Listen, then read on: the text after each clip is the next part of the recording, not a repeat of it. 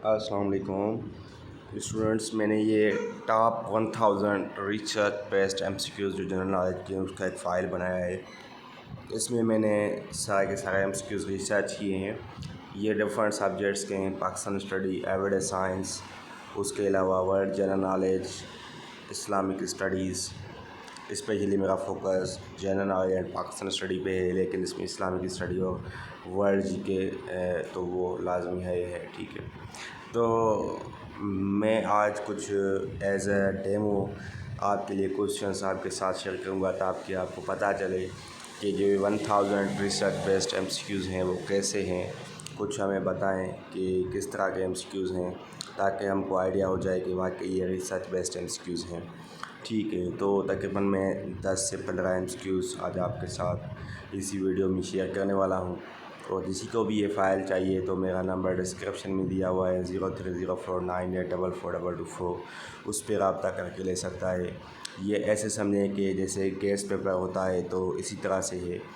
ये आपको federal public service commission, Sindh public service commission, PPSC Punjab public service commission, NTS and PPS 5 to 15 जो भी सारी जॉब्स आती हैं, तो 2022 के लिए स्पेशली इसमें मैंने क्वेश्चंस नोट किए हैं जो मुझे एक्सपेक्टेड है, मेरा एक्सपीरियंस है, लग रहा था कि ये क्वेश्चंस आ सकते हैं, तो वो मैंने बनाए हैं।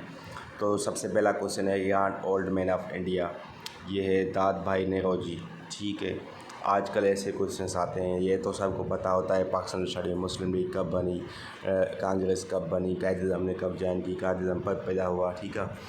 तो ऐसे क्वेश्चंस आजकल नहीं आते, आजकल ऐसे क्वेश्चंस आते हैं grand old man of India के कौन है। ये क्वेश्चन आ भी चुका है पास पेपर्स में और मोस्ट इम्पॉर्टेंट क्वेश्चन है।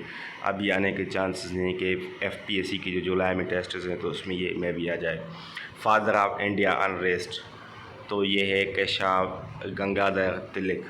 फादर ऑफ इंडियन नेशनलिज्म, तो ये सुरेंद्रनाथ बनर्जी। देखिए पहला क्वेश्चन जो है ये पास पेपर्स में आ चुका है, तो मुझे लग रहा था कि ये भी इससे दो क्वेश्चंस जो हैं ये रिलेवेंट हैं, तो इसकी आने की चांसेस हैं। क्योंकि जब एक क्वेश्चन एक नेचर का आया है तो दूसरे क्वेश्चंस भी उसी नेचर के आने वाले हैं। सेम क्वेश्चन कभी रिपीट होता कभी नहीं होता, लेकिन उससे जो रिलेटेड क्वेश्चंस होते हैं उसी टाइप के क्वेश्चंस वो रिपीट होते हैं, वो आते हैं। तो अब ये क्वेश्चन फर्स्ट वाला नहीं आएगा तो दूसरा या तीसरा आएगा या फोर्थ नंबर वाला लाजमी आएगा। फोर्थ नंबर वाला क्वेश्चन है कि who's called heroine of 1942 Indian quit movement. Quit movement तो आपने सुनी होगी 1942 वाली, लेकिन उसका हीरोइन किसका टाइटल है, किसको कहते हैं, तो ये है अरुणा आसिफ अली। तो देखें कितने कमाल के क्वेश्चन हैं, आपको शायद एक भी क्वेश्चन का पता नहीं होगा, पता होगा तो फिर भी कोई एक आधा होगा, नहीं होगा। लेकिन तो मैंने सारे difficult, most important, most expected research based questions इसी फाइल में लिखे हैं। उसके बाद ये गांधरा जो थी वो पार्ट थी किस सिविलाइजेशन का, तो अफ़गानिस्तान सिविलाइजेशन, ठीक है। Colour of light least divided जो होता है वो रेड है।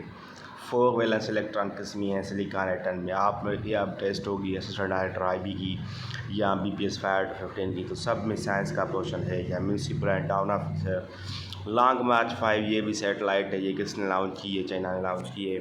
उसके बाद अलमल स्पेस मिशन जो है यूएई ने की है। अर्नेस्ट हेमिंग्वे का आपने नाम सुना होगा, लेकिन ये मतलब ये सवाल ये है कि इसको अवार्ड जो मिला था किस फील्ड में, लिटरेचर में। उसके बाद है जालो नेशनल पार्क, ये भी मैंने रिसर्च किया था, लाहौर में है। अरुणा टनल जापान में है। दुआए कनूत, देखें जो फेडरल पब्लिक सर्विस कमीशन का पैटर्न है तो वो वर्ड्स की मीनिंग पूछती है। सारे जो एग्ज़ाम्स होते हैं तकरीबन उसमें जो इस्लामिक पोर्शन है वहाँ पे वर्ड्स की मीनिंग आती रहती है। तो दुआए कनूत की मीनिंग नहीं आई है, लेकिन अभी आने के चांसेस हैं कि ये आएगी, लाजमी आएगी, किसी न किसी बैच में आएगी, तो आपको आना चाहिए। दुआए कनूत का मतलब होता है humility and serenity. Most famous person in the world, ये है डिवाइन जॉनसन, ठीक है। डिवाइन जॉनसन जो है इसका निक नेम क्या है ये भी आना चाहिए, द रॉक कहते हैं, क्योंकि ये मोस्ट फेमस पर्सन है 2022 का, तो इसके लिए ये आपको आना लाजमी है, ठीक है। एग्ज़ाम में भी बिल्कुल आएगा, किसी न किसी टेस्ट में, किसी न किसी बैच में एनी हाउ आएगा। बर्ड आइलैंड कहाँ पे है, आइसलैंड में है, ठीक है। ऑरेंज रेवोल्यूशन यूक्रेन में आया था, यूक्रेन का अब इशू चल रहा था, तो यूक्रेन के हवाले से कोई ना कोई क्वेश्चन आएगा, तो ये भी एक्सपेक्टेड है।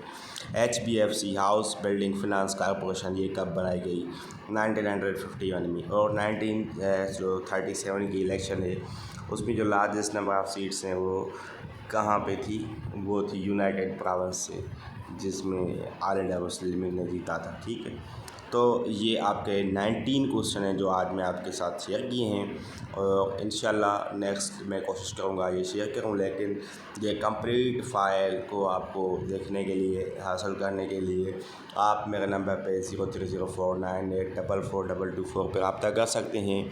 अगर आपने ये चैनल अभी तक सब्सक्राइब नहीं किया, सब्सक्राइब भी करें, लाइक भी करें, दोस्तों के साथ लिंक भी शेयर करें ताकि सबको फ़ायदा हो।